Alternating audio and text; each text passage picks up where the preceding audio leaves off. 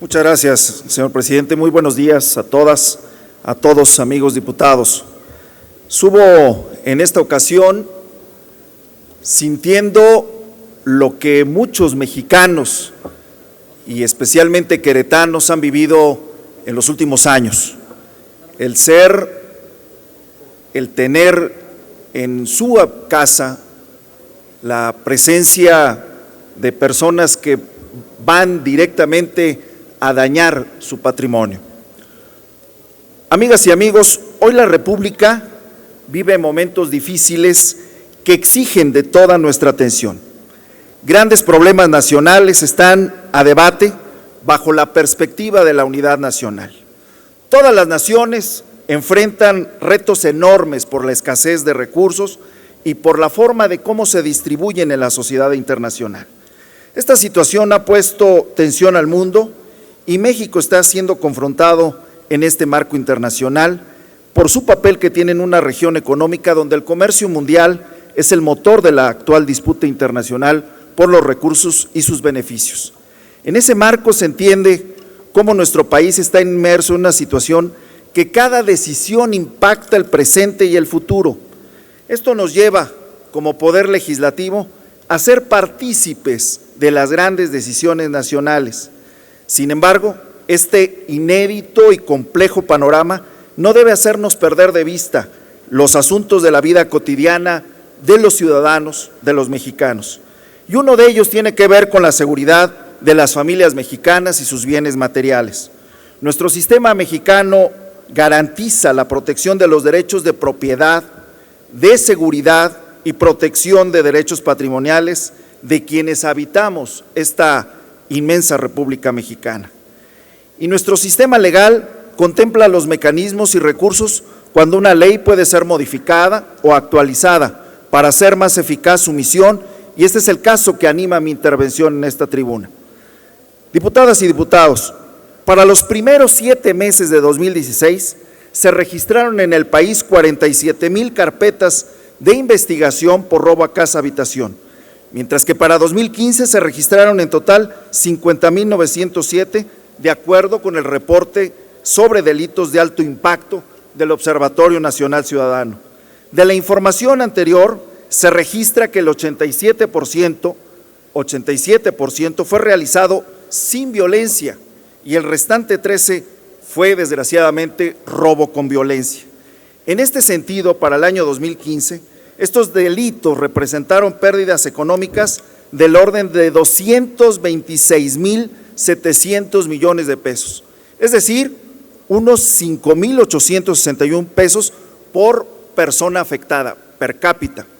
En otras palabras, y de acuerdo con la Encuesta Nacional de Victimización y Percepción sobre Seguridad Pública, las pérdidas, y este dato es importante para quienes hacen de la estadística, de los números, una ciencia y el arte sobre todo de ir dándole seguimiento a los fenómenos sociales. Es decir, representaron el 1,27% del PIB. De acuerdo con diferentes estimaciones, se conoce además que únicamente se denuncian aproximadamente el 12% de los ilícitos que se cometen, y de estos en poco más de la mitad no se resuelve nada.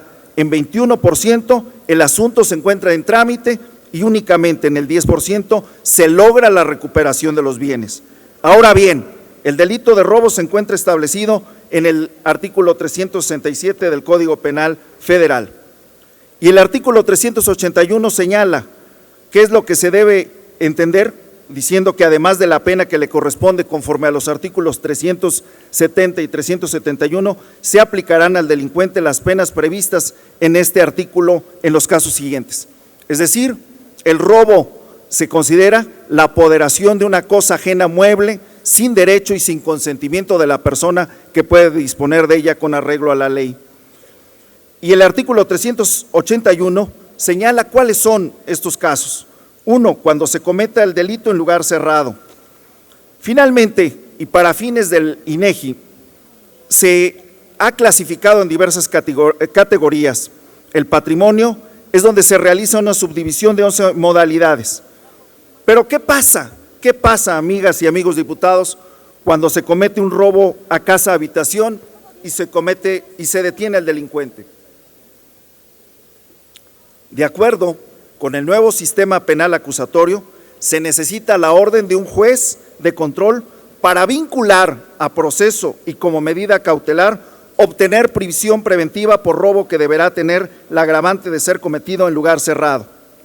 Como se puede apreciar, para este delito, ni en la Constitución Política de los Estados Unidos Mexicanos, ni en el Código Nacional de Procedimientos Penales, procede prisión preventiva oficiosa a quienes lo cometan, lo que sin lugar a dudas hace débil la certeza jurídica en el actuar de la autoridad y de la víctima para casos como este, que en el país, y en este caso quiero decir, en Querétaro, son recurrentes.